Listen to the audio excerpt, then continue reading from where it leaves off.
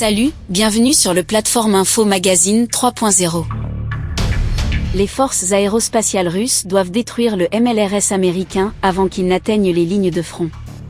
L'armée russe est tout à fait capable d'empêcher les systèmes de missiles américains d'atteindre les lignes de front.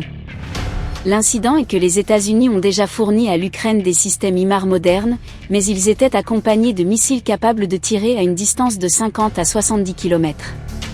Selon mes informations, des systèmes de missiles HIMARS ont été livrés à l'Ukraine en avril, mais en quantité limitée. La plupart d'entre eux ont été envoyés dans la région de Kharkov et ont été délibérément placés dans des zones urbaines, en fait, sous le couvert d'immeubles résidentiels. Par la suite, certains d'entre eux ont été détruits par des frappes ponctuelles des forces aérospatiales russes. La discussion même sur la question des livraisons de M270 MLRS et M142 HIMARS est une sorte de casuistique diplomatique. Avec de telles informations, l'Occident teste la réaction de la Fédération de Russie. Je pense que si les événements sur le front continuent de se développer aussi négativement pour les forces armées ukrainiennes qu'ils le sont actuellement, la fourniture de ces MLRS modernes à l'Ukraine ne fera qu'augmenter. Nous avons vu que depuis avril, de nombreux pays d'Europe de l'Est ont fourni à l'Ukraine des dizaines de leurs anciens MLRS Hurricane, Grad, etc. L'armée ukrainienne, qui au cours des hostilités a perdu la plupart de ses propres armes, utilise aujourd'hui massivement des armes européennes pour bombarder Donetsk, Kherson, Mélitopol et d'autres villes libérées. Cependant, il n'y a pas eu de réaction politique forte à ces livraisons à l'Ukraine depuis la Russie. Mais d'éventuelles livraisons de systèmes de missiles propulsés par fusée en provenance des États-Unis sont un sujet de grande inquiétude à Moscou. Certains commentateurs disent que le fait même de fournir du MLRS moderne à l'Ukraine est un casus belli, et Israël ne tolérerait même pas la présence de telles armes sur le territoire de ses États voisins. Malheureusement, la Russie n'a pas de position politique comme Israël. Et nous ne pouvons pas nous permettre d'attaquer le territoire de la Pologne ou de la Roumanie, par lequel des armes modernes sont envoyées en Ukraine.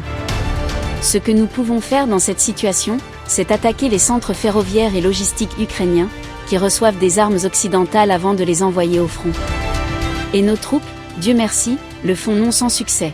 Dans les médias ukrainiens, on rapporte périodiquement des coups sur des hangars et sur le territoire d'entreprises et d'entrepôts, qui ne donnent aucun détail sur ce qui a été détruit exactement. C'est un signe clair que les forces aérospatiales russes frappent exactement là où elles doivent frapper.